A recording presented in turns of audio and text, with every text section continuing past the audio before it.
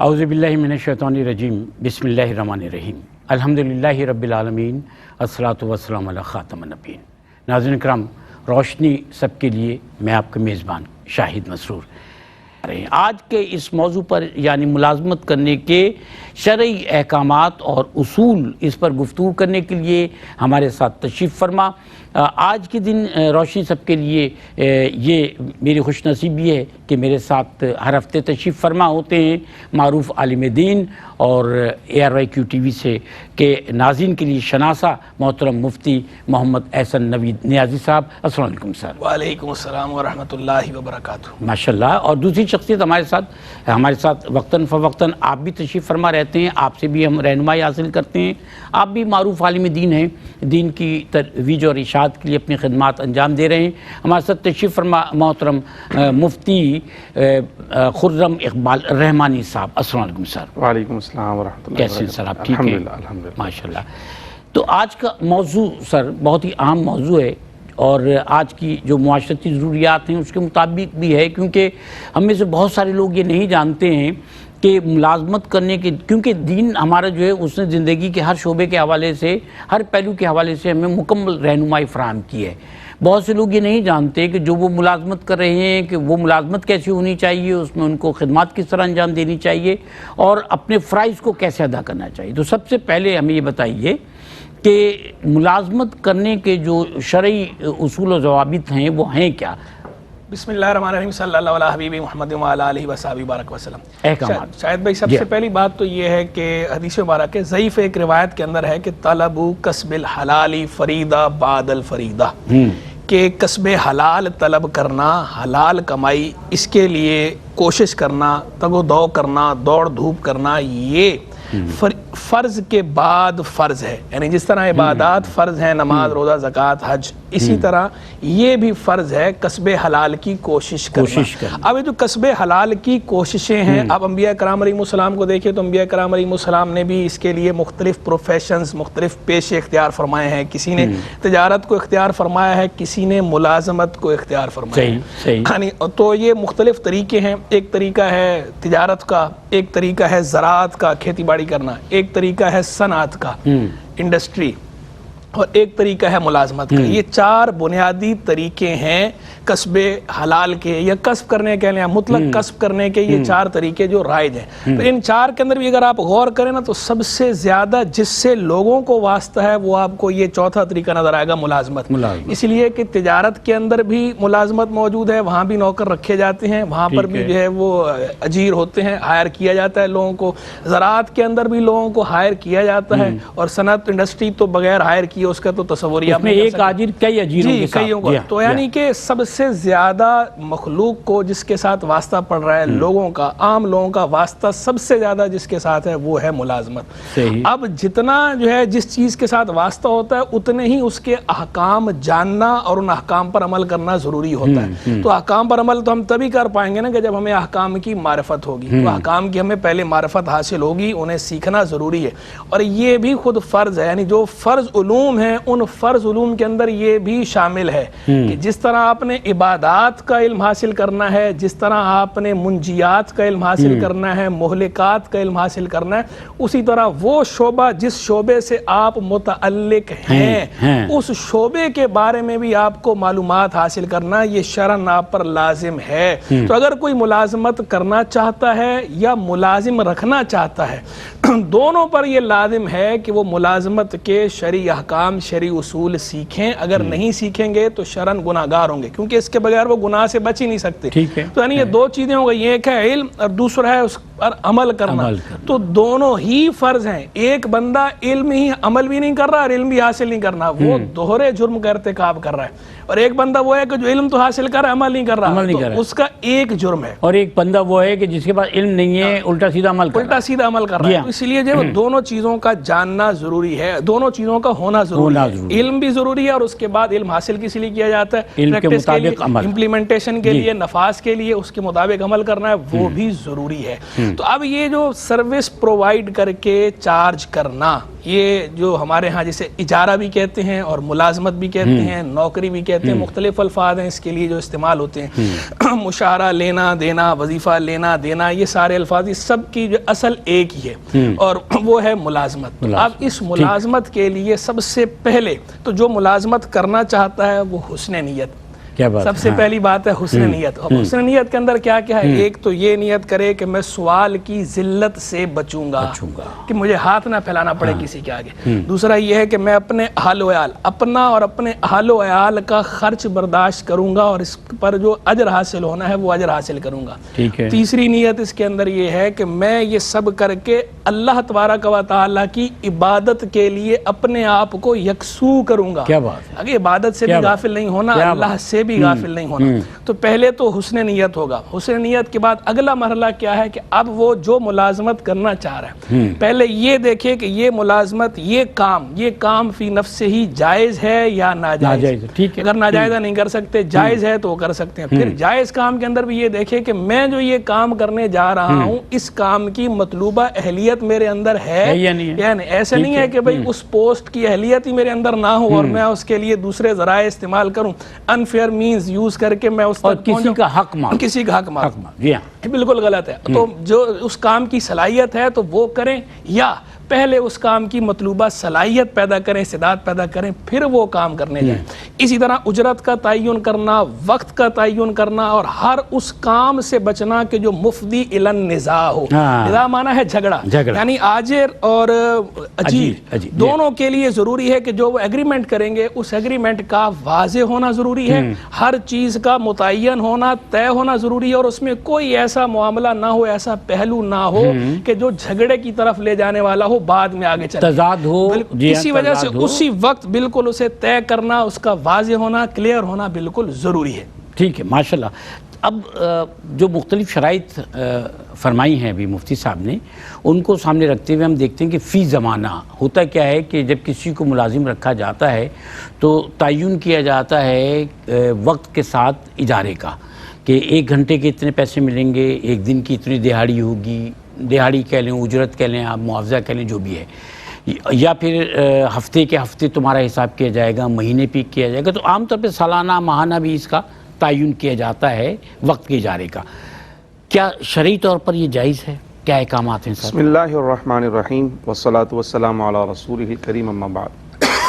یقیناً بہت اہم موضوع ہے اور سب سے بنیادی بات تو یہی ہے کہ الحمدللہ اللہ نے ہمیں ایک ایسا مبارک دین عطا فرمایا جو ایک کامل دین ہے اور زندگی کے ہر شعبے میں ہماری بہترین رہنمائی فراہم کرنے والا ہے۔ جہاں کہیں کسی پیچیدگی کا سامنا ہو یا جہاں کہیں کسی کے لیے کوئی ذہنی کوفت یا اذیت کا معاملہ ہو یا کسی جھگڑے کی نوبت آنے والی ہو، دین ان تمام تر برائی کے راستوں کو روک دیتا ہے، مگر شرط یہ جیسے مفتی صاحب نے فرمایا کہ آپ کو پتہ ہو، اس کے بارے میں علم ہو، اس کے بارے میں آپ جانتے ہوں۔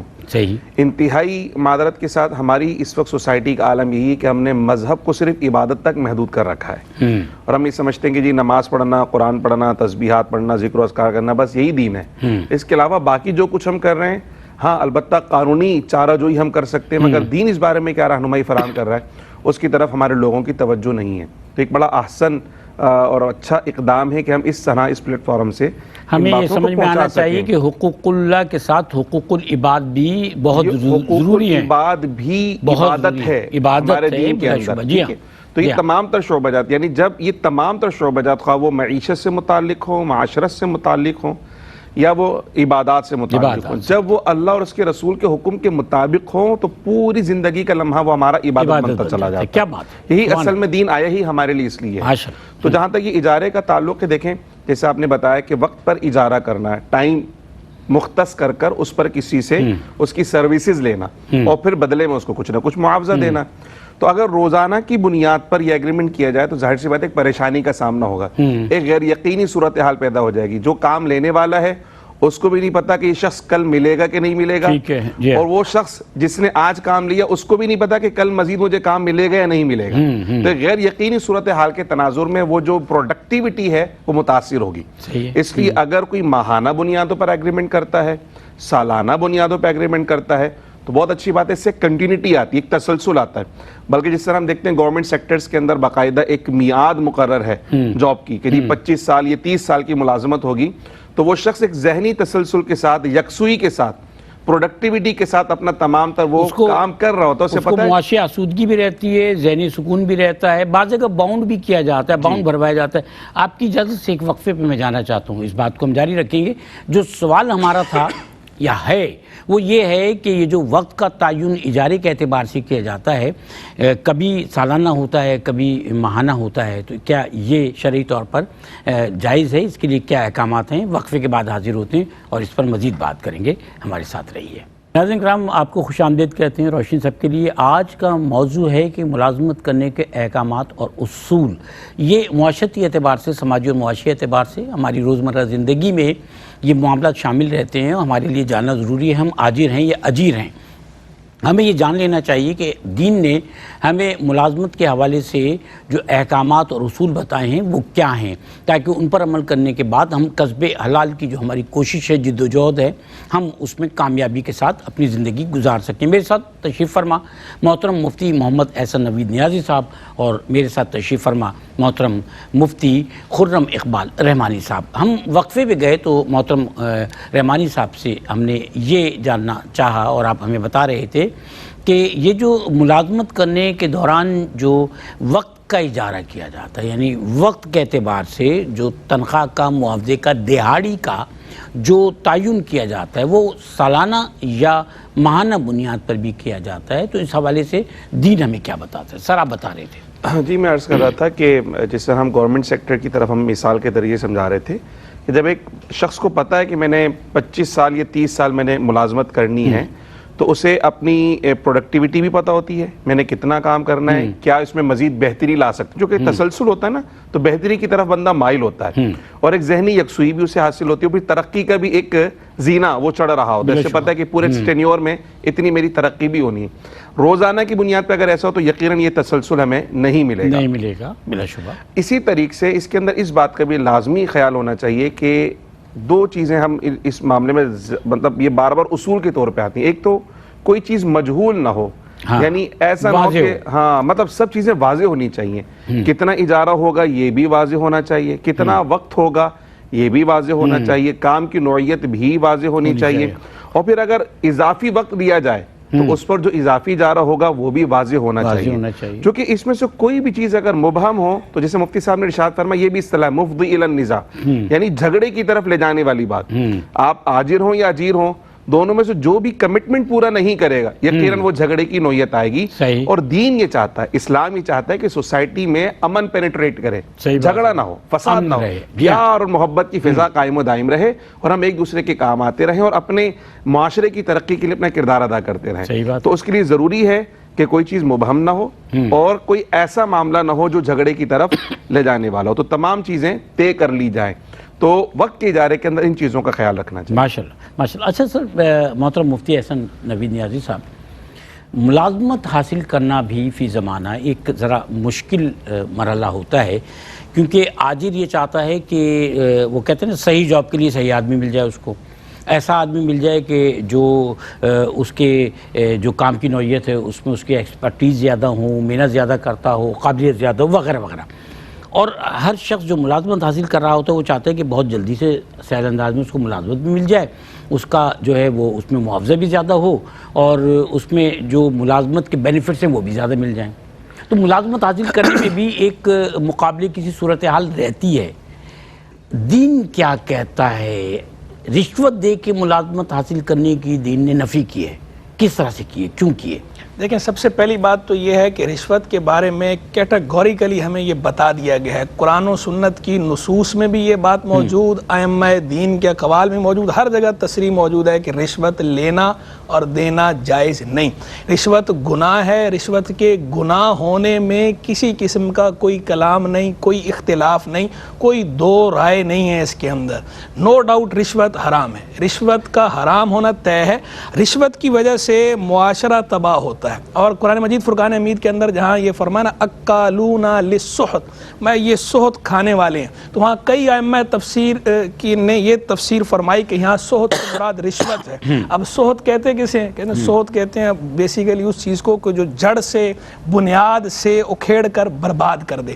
تو اب یہ جو رشوت کو سہت فرمایا گیا نا، اس سے تعبیر کیا گیا تو گویا یہ بتایا گیا کہ رشوت جو ہے جڑ سے بنیاد سے اکھیڑ کے برباد کر دیتی ہے چیز کو. تو یعنی ملک کو، ملت کو، معاشرے کو، مجتمع کو، سوسائٹی کو یہ اسی طرح برباد کرتی ہے، گویا اسے جو ہے وہ جڑ سے اکھیڑ. میں اضافہ کرنا چاہتا ہوں سر، رشوت کے علاوہ وہ تمام ذرائع استعمال کرنا جس میں سفارش بھی ہے، یہ میں اس کی طرف بھی آ رہا ہوں، بالکل اس طرف بھی میں آ رہا ہوں. پہلے رشوت کو تھوڑا دیر کلیئر کر دو، پھر اس طرف بھی آتا ہوں. تو یہ دیکھیں انفیئر مینز جو بھی ہیں سب کی بہرحال خیر ہم مذمت ہی کرتے ہیں اور سب کو کنڈیم ہی کرنا چاہیے. دین نے بھی کیا ہے، ہم ظاہری بات ہے دین کے نمائندے کے طور پہ بیٹھے ہیں تو ہم مذمت اسی چیز کی کریں گے جس چیز کی مذمت دین نے کی ہے. اگر دین نے نہیں کی تو ہم کیوں مذمت کریں گے؟ تو اب بات یہ ہے کہ یہ جو رشوت کو سہت سے تعبیر فرما کر جو اشارہ دیا گیا نا، بنیادی اشارہ ہے. تو اسی لیے ہم یہ حوصلہ افزائی تو کہیں بھی نہیں کرتے کہ رشوت دی جائے یا رشوت لی جائے، اور خود حضور جان عالم صلی اللہ تعالی وسلم کی طرف منسوب کر کے حدیث کے اندر موجود ہے یہ بات. صحابہ کرام نے ذکر فرمایا کہ لعن رسول اللہ صلی اللہ علیہ وسلم الراشی والمرتشی، کہ سیدنا رسول اللہ علیہ السلام نے لعنت فرمائی ہے الراشیہ، راشی پر یعنی رشوت دینے والے پر، اور والمرتشی اور رشوت لینے والے پر. راشی کہتے ہیں رشوت دینے والے کو، مرتشی کہتے ہیں رشوت لینے والے کو. تو رشوت لینے والا ہو یا رشوت دینے والا ہو، دونوں پر سیدنا رسول اللہ علیہ السلام نے لعنت فرمائی ہے. تو یعنی یہ اتنا سنگین جرم ہے کہ اس پر لعنت کون فرما رہے ہیں؟ وہ ہستی کہ جو رحمت للعالمین بن کر تشریف لائی ہے، وہ رحمت للعالمین ہے. لیکن یہ جرم ایسا سنگین ہے کہ اس کی سنگینی بتانے کے لیے انہوں نے خود بنفس نفیس اپنے مبارک الفاظ میں لعنت فرمائی. گویا یہ دعائے ضرر کی جا رہی ہے کس کی طرف سے؟ سیدنا رسول اللہ علیہ السلام کی طرف سے. تو جو رشوت لینے والے یا دینے والے ہیں وہ اسی سے انداز لگا لیں کہ یہ کتنا سنگین معاملہ ہے، اس کی حساسیت کیا ہے، کتنا سینسٹیو ایشو ہے، تو اس سے ہمیں کس حد تک بچنا چاہیے، سب انداز لگا لیں. اچھا یہ تو ہو گئی بنیادی اور اصولی بات. اب آ جائیں کچھ ایکسیپشنز جو ہوتی ہیں، مستثنیات. اب یہ جیسے آج کل ہمارے یہاں آپ نے کہا کہ کمپٹیشن بہت زیادہ ہے. اب کمپٹیشن زیادہ اور اس کے علاوہ آگے معاملہ بعض اوقات ایسا ہوتا ہے کہ بندہ اس کام کا اہل بھی ہوتا ہے اور وہاں بھی ضرورت ہے اسی طرح کے بندے کی، اور یہ خود اس کا اہل بھی ہے، امین بھی ہے، یعنی دینی طور پر بھی امین ہے، صادق ہے، اور جو اس کام کی نوعیت ہے اس کے اعتبار سے بھی اس کام کا یہ ماہر ہے. یعنی گویا کہ دوسرے الفاظ میں اس کا حق ہے. لیکن اب ایسی جگہ ہے کہ وہاں پر بغیر رشوت دیے حق نہ نکلتا ہو. تو یہ شریعت مطہرہ کا قاعدہ ہے الضرورات تبیح المحظورات، کہ ضرورات جو ہیں وہ ممنوعات کو جائز کر دیتی ہیں. ٹھیک ہے، لیکن اس قاعدے کی بھی اپنی ایک حدود و قیود ہیں. چونکہ اب ہمارے پاس اتنا وقت نہیں ہے ورنہ ہم اس پہ الگ سے جو ہے وہ وضاحت کرتے کہ کیا ہے. تو ایسا نہیں ہے کہ اس قاعدے کو پکڑ لیں اور آپ ہر جگہ اپلائی کرنا شروع کر دیں. جو قواعد ہوتے ہیں، جو فارمولے ہوتے ہیں، ان فارمولاز جو ہیں ان کی اپنی اپنی ایک باؤنڈری ہوتی ہے، وہ اسی باؤنڈری پر ہی لاگو ہوتے ہیں. ایسے نہیں کہ جہاں آپ کا دل چاہا کیفا ما. یہاں پر بھی جو شخص استبداد کر رہا ہے، جو مجبور کر رہا ہے، وہ گناہگار ہے. وہ تو گناہگار. اس کی ہم بالکل اس طرف آ رہے ہیں کہ یہ جو جوازی صورت نکلے گی نا، جوازی صورت بھی صرف رشوت دینے کی نکلے گی. رشوت لینے کے بارے میں یہ بات طے شدہ ہے کہ رشوت لینا کسی حال میں بھی جائز نہیں. رشوت لینا ہر صورت میں حرام ہی ہے، اور یہ ہر صورت میں عقل خبیث ہی ہے، خبیث مال کھانا ہے. دینے والے کے حق میں جو ہے یہ اس کی ایجاد نکل رہی ہے صرف، اور وہ ایجاد بھی اس لیے نکل رہی ہے کہ یہ اہل ہے، اس کو ضرورت ہے، اور خود معاشرے کو بھی ضرورت ہے، اور جس جگہ یہ جا رہا ہے اس جگہ کو بھی اس کی ضرورت ہے. یہ ساری باتیں ملحوظ رکھی جائیں. اگر ایسا نہیں ہے، مثلا یہ اہل نہیں ہے یا وہاں اس کی ضرورت نہیں ہے، تو اس صورت میں اگر یہ رشوت دے گا تو اس کا یہ رشوت دینا بھی جائز نہیں ہوگا. تو یعنی گویا رشوت دینا جائز کب ہے؟ دفع ضرر کے لیے، اپنے آپ سے نقصان دور کرنے کے لیے، یا اپنا جائز شرعی قانونی حق حاصل کرنے کے لیے. بعض فقہا تو کہتے ہیں صرف دفع ضرر، وہ تو اس کا حق کو مانتے نہیں. بعض تو کہتے ہیں صرف دفع ضرر کے لیے جائز ہے، دوسری صورت میں جائز نہیں ہے. جبکہ بعض فقہا تھوڑا عموم پیدا کرتے ہیں اور وہ کہتے ہیں کہ دفع ضرر کے لیے لیے بھی جائز ہے دینا, اور اپنے جائز شرعی قانونی حق کے لیے بھی دینا جائز ہے, جبکہ اس کے بغیر حق ملنے کی امید نہ ہو, اس کے بغیر حق نہ مل سکے, اس تک رسائی نہ ہو, تو دینا جائز ہے. اور دیکھیں اگر رشوت اس طرح لینا دینا اگر ہم اس کو وہ کریں کہ بھئی نہیں آپ رشوت لے لیں ٹھیک ہے, ہمارے پاس لوگ آتے ہیں نا بعض ہم سے پوچھتے ہیں کہ جناب کیا کریں اس کے بغیر ملنے نہیں, تو ہم حتی الامکان ان کو منع ہی کرتے ہیں, کیونکہ آدمی اپنے نفس کے معاملے میں کبھی بھی تقوی اور دیانت کو ملوز نہیں رکھ پاتا. نفس ہے نا, وہ کہتا ہے میں اہل ہوں, حالانکہ اہل نہیں ہوتا لیکن وہ کہتا ہے میں اہل ہوں, پھر یہ کہتا ہے کہ نہیں جو دوسرے بیٹھے ہوں ان کے مقابلے میں تو میں اہل ہی ہوں. ان کے مقابلے میں آپ اہل ہیں یا نہیں, آپ یہ دیکھیں فی نفس سے ہی آپ اس پوسٹ کے اہل ہیں کہ نہیں. صحیح. حدیث مبارک میں قیامت کی نشانی قرار دیا گیا, اذا دعیت الامانہ فانتظر الساعہ, جب امانت کو ضائع کیا جائے تو قیامت کا انتظار کرو. پوچھا گیا امانت کا ضائع کرنا کیا ہے, تو آپ نے فرمایا اذا وسد الامر الی غیر اہلہ فانتظر الساعہ, کہ جب معاملات نہ اہلوں کے سپرد کر دیے جائیں تو یہ امانت ضائع کرنا ہے, اب قیامت کا انتظار کرو. تو پوسٹ پر ایسے آدمی کا بیٹھنا کہ جو نہ اہل ہو, یہ قیامت کی نشانیوں میں. اور سفارش کا بھی یہی حکم ہے کہ اگر وہ بندہ اہل ہو اور اہل کے لیے سفارش جائز انداز پر کر دی تو جائز ہے, لیکن نہ اہل کے لیے سفارش کرنا بھی جائز نہیں. ماشاءاللہ. یہ یہاں تک تو کلیئر ہوا کہ ملازمت حاصل کرنے کے لیے احکامات کیا ہیں. اب بات یہ ہے کہ ملازمت مل گئی, اور جس شخص کو ملازمت ملی ہے, جس کو ملازم کہتے ہیں, اس پر کیا فرض عائد ہوتا ہے, اس کو کس طرح سے اپنے فریضے کو انجام دینا چاہیے, کن بات کو خیال رکھنا چاہیے؟ ویسے تو اکثر جو گفتگو کا حصہ ہے اس کے اندر کچھ باتیں آ چکی ہیں, مگر میں اس کو اس سوال کے ساتھ اگر ہم جوڑیں گے تو شاید سمجھنا اور زیادہ اور یاد رکھنا آسان ہو جائے گا. جیسے قبلہ مفتی صاحب نے ارشاد فرمایا تھا, سب سے پہلی بات تو یہ ہے کہ جس کام کو بطور ملازمت وہ اختیار کر رہا ہے, آیا وہ شرعاً درست بھی ہے یا نہیں. یعنی ٹھیک ہے پیسے کی ضرورت ہے اور کسب کی بھی ضرورت ہے, لیکن کسب بھی حلال ہونا چاہیے نا. تو وہ امور جن کی شریعت نے اجازت نہیں دی ہے ان کو کرنے کی بھی اجازت نہیں ہے, اس کے اندر ملازمت کرنے کی بھی اجازت نہیں ہے. تو اپنی روزی کو حلال کیجیے. حلال کرنے کا سب سے پہلا ذریعہ اور زینہ یہ کہ وہ شعبہ اختیار کیجیے جس میں کام کرنے کی شریعت نے اجازت دی ہو. دوسری بات یہ ہے کہ جو ایگریمنٹ, جس طرح ہم نے اجارے کے اندر بات کی تھی, وقتی اجارے ایگریمنٹ ہوا ہے, جو ایگریمنٹ ہوا, جو معاہدہ ہوا, جو گفتگو ہوئی, جو طے ہو چکا ہے, جو کانٹریکٹ ہے, اس کی لازمی پابندی کیجیے, چونکہ یہ بھی امانت ہے, یہ آپ پر حق ہے, آپ پر واجب ہے کہ آپ اس کو جو ہے اس کی پابندی کریں. چونکہ اگر آپ پابندی نہیں کریں گے, آپ نے وعدہ کر لیا کہ میں ایسا کروں گا, اگر آپ نہیں کریں گے تو وعدہ خلافی ہے, اور پھر وہی ہوگا, وہ مفضی النزاع کی بات آ جائے گی, یعنی یہ جھگڑا شروع ہو جائے گا, اور پھر اس جگہ پہ اس ادارے کے اندر وہ ایک کیفیت ایسی پیدا ہو جائے گی تناؤ کی کہ اجارہ بھی ختم ہو سکتا ہے, ملازمت بھی ختم ہو سکتی ہے, یا اور بہت ساری ایسی تادیبی کارروائی وہاں پر سر انجام دی جا سکتی ہے. تو جو معاہدہ کیا, جو وعدہ کیا, اس کو پورا کرنا ضروری ہے. اپنی بہترین صلاحیتوں کا اظہار کرنا ہے, فرض کرنا. تیسرا اس میں یہ آ رہا ہے کہ جو آپ کو ذمہ داری تفویض کی گئی وہ آپ کی صلاحیتوں کی بنیاد پر کی گئی. تو جو آپ نے وعدہ کیا اپنا بیسٹ دینے کی کوشش کیجیے, جو پروفیشنلزم کے تقاضے ہیں بہترین دیجیے, چونکہ اللہ سبحانہ و تعالیٰ کی بارگاہ میں بھی آپ اسی وقت مقبول ہوں گے جب آپ امانت داری بھی کریں گے اور وعدے کی پابندی بھی کریں گے. صحیح بات. جب کام دیا جا رہا تھا اس وقت تو آپ نے وعدے کیے کہ میں یہ بھی کر سکتا ہوں, یہ بھی کر سکتا ہوں, یہ بھی کر سکتا ہوں, لیکن جب اس کام کو کرنے کی باری ہے یا وہ کام نہ کر کے دیں تو یقیناً یہ وعدہ خلافی بھی ہے اور امانت کو ضائع کرنے جو صاحب نے ارشاد فرمایا وہی والی بات ہو گئی. تو جو آپ کو امانت, جو آپ کو ذمہ داری تفویض کی گئی ہے اس کو کما حق کو ادا کیجیے. یہ تو ہے. اس کے علاوہ بہت سارے پہلو ہیں, اس پہ بھی ہم انشاءاللہ بات کریں گے. آپ کی اجازت چاہ رہا تھا میں, اصل میں آپ کی اجازت سے ایک وقفہ ہے, حاضر ہوتے ہیں. موضوع آج کا بہت اہم ہے جس پر میں اور آپ سیکھیں گے انشاءاللہ علماء کرام سے. ہمارے ساتھ رہیے گا. ناظرین کرام خوش آمدید. روشنی سب کے لیے آج کے پروگرام کا آخری سیگمنٹ ہے. موضوع آج کا ملازمت کرنے کے احکامات, شرعی احکامات اور اصول. اور ملازمت ہم میں سے, جیسے کہ پروگرام کے ابتدا میں مفتی صاحب بھی فرما رہے تھے کہ ملازمت ہم میں سے بیشتر لوگ, دنیا بھر میں اگر آپ دیکھیں تو ملازمت بیشتر لوگ کرتے ہیں. ملازمت کے ایگریمنٹس ہوتے ہیں. کوئی بھی ملازمت جو ہے وہ بغیر کسی ایگریمنٹ کے, چاہے وہ زبانی ہو یا تحریری ہو, اس کے نہیں ہوتے. اگر کوئی شخص آپ سے ایک دن کے لیے بھی کوئی خدمات لینا چاہتا ہے تو اس کا بھی ایک ایگریمنٹ ہوتا ہے کہ آپ اسے طے کرتے ہیں کہ میں یہ کام اتنی دیر تک کروں گا تو مجھے اتنے پیسے ملیں گے۔ اب بات یہ ہے کہ جب کسی شخص نے کسی سے کوئی ایگریمنٹ کیا، زبانی ایگریمنٹ کیا، تحریری ایگریمنٹ کیا، اس پر کیا فرض عائد ہو گیا، جس نے ایگریمنٹ کروایا اس پر کیا فرض عائد ہو گیا۔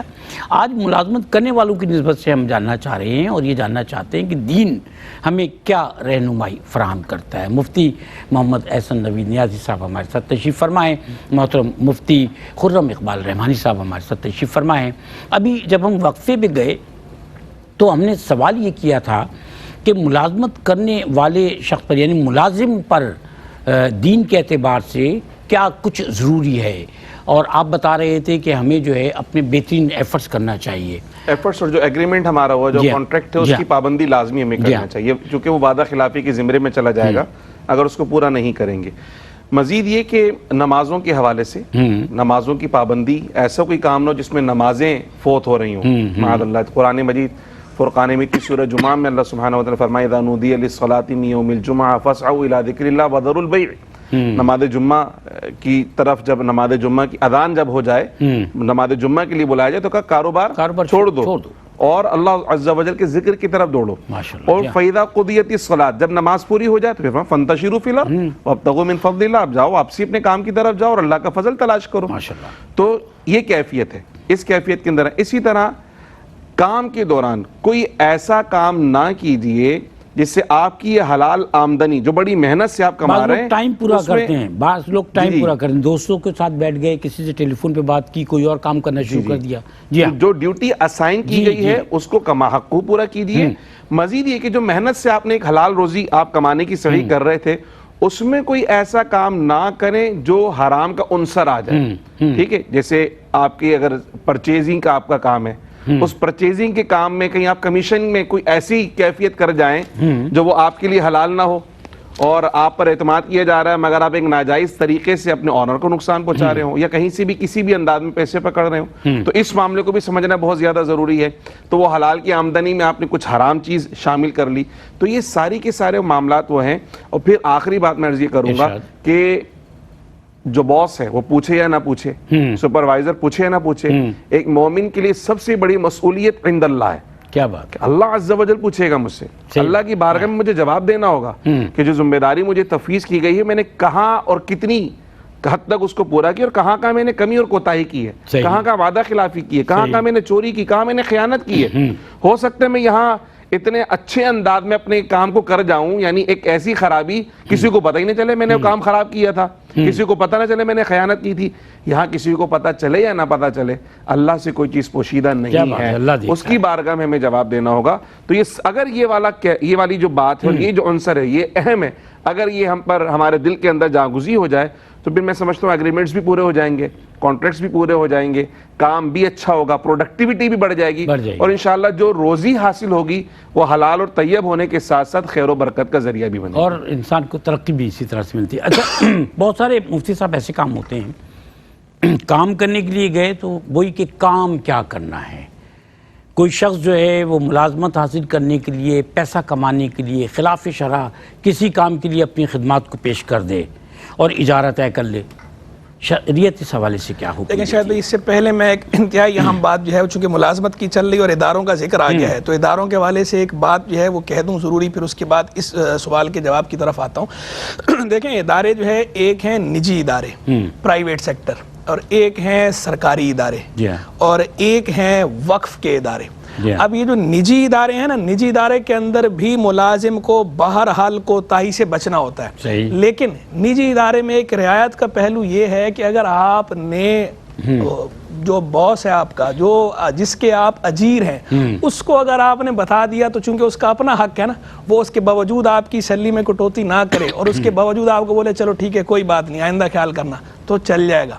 لیکن سرکاری ادارے اور وقف کے ادارے، چونکہ ان کے اندر عام مسلمانوں کا حق بھی شامل ہوتا ہے، تب سرکاری ادارے کے اندر ایسا نہیں ہے کہ آپ کہیں کہ میں اپنے باس سے معاف کرا لوں، آپ کے باس کو بھی یہ اختیار نہیں کہ وہ آپ کو معاف کر سکے، کیونکہ اس کے اندر تمام مسلمانوں کا عامت المسلمین ان کے حقوق شامل ہوئے ہیں۔ اب یا تو آپ سارے خدمت کے عہدے پر ہیں، یا تو آپ یہ کہ آپ تمام مسلمانوں سے، عام لوگوں سے جا کے آپ ان سے معاف کروائیں، تو اب ایسا کون کرے گا اور ایسا کرنا انتہائی دشوار. یہی معاملہ وقف کے اداروں کے اندر ہے کہ صرف جو آپ کا سپروائزر ہے یا آپ کا مینیجر ہے یا آپ کا باس ہے, آپ کا بڑا ہے, صرف وہ معاف کرنے کا اختیار نہیں رکھتا, بلکہ اس کے ساتھ چونکہ عامت المسلمین کے حقوق متعلق ہیں تو اب وہ سب مسلمانوں سے معاف کروانا, معافی لینا بہت مشکل ہے. اس لیے زیادہ ذمہ داری جی اسی وجہ سے اب جو نجی ادارے ہیں ان کے مقابلے میں سرکاری ادارے, ہر رعایت تو ہر ایک کو کرنی ہے, کوتاہی کسی نے نہیں کرنی, لیکن جو سرکاری اداروں میں ملازمت کر رہے ہیں یا وقف کے اداروں میں ملازمت کر رہے ہیں ان کے لیے معاملہ بہرحال بہت سنگین ہے. انہیں حتی الامکان بچنا ہے کوتاہی سے, کیونکہ ان کے لیے پکڑ جو ہے پکڑ بھی سخت ہے اور رعایت کا پہلو بھی بہت کم ہے, کنسیشن ان کے لیے مشکل ہے. نجی اداروں والوں کے لیے پھر کچھ گنجائش نکلتی ہے, اگرچہ ہم وہاں بھی یہی کہہ رہے ہیں, یہ نہیں کہہ رہے کہ آپ زبردستی کوتاہی کریں. اگر کوتاہی ہو جائے اور اس کوتاہی کے نتیجے میں آپ نے باس کو بتا دیا اور ان سے رعایت, انہوں نے آپ کو خود رعایت دے دی, تو اس میں بہرحال گنجائش کا پہلو موجود ہے. اب آ جائیے اس کی طرف کہ خلاف شرع کام. دیکھیں خلاف شرع کام کرنے کی اجازت تو آپ کو ویسے ہی نہیں تھی.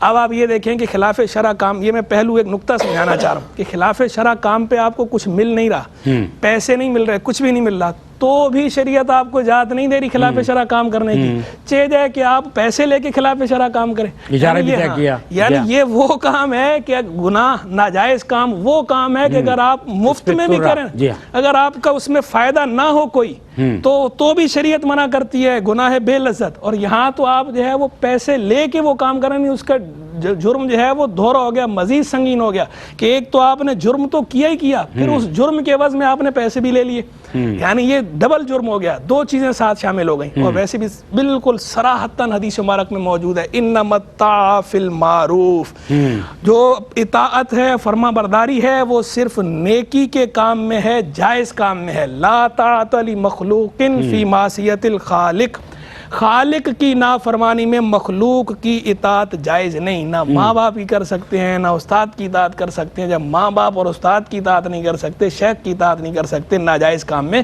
تو چاہے جائے کہ جو ہے کسی اور دنیا دار آدمی کے جو آپ کا صرف دنیاوی باس ہو, تو خلاف شرع کام خود بھی ناجائز, خلاف شرع کام پہ اجارہ طے کرنا بھی ناجائز, خلاف شرع کام پہ اجارہ لینا بھی ناجائز, خلاف شرع کام پہ اجرت دینا بھی ناجائز. یعنی یہ ساری صورتیں ناجائز کی ہیں اور کیٹیگوریکلی ناجائز کی ہیں, اس سے بچنا ہی چاہیے. چاہے آپ جو ہے وہ کہیں پورک سرو کر رہے ہیں, خنزیر سرو کر رہے ہیں, ایسی جگہ کام کر رہے ہیں, یا آپ جو ہے وہ شراب سرو کر رہے ہیں, بیئر سرو کر رہے ہیں, یا رقص و سرود کا معاملہ ہے, یہ بھی تو لوگ اپنی سروسز فراہم کرتے ہیں نا, کہتے ہیں کہ جناب ہم سروسز فراہم کر رہے ہیں تو اس کا چارج کر رہے ہیں. تو یہ سروس جو آپ فراہم کر رہے ہیں, یہ سروس تو خود جائز ہی نہیں تھی, ناجائز چیز کی آپ سروس فراہم کر رہے ہیں, تو اس لیے اس کے بعد جو آپ نے پیسہ لینا وہ پیسہ بھی آپ کا ٹھیک نہیں ہے, وہ جائز نہیں ہے, وہ آپ کی اجرت حلال نہیں ہے. تو لہٰذا ناجائز کام پر اجرت طے کرنا بھی جائز نہیں.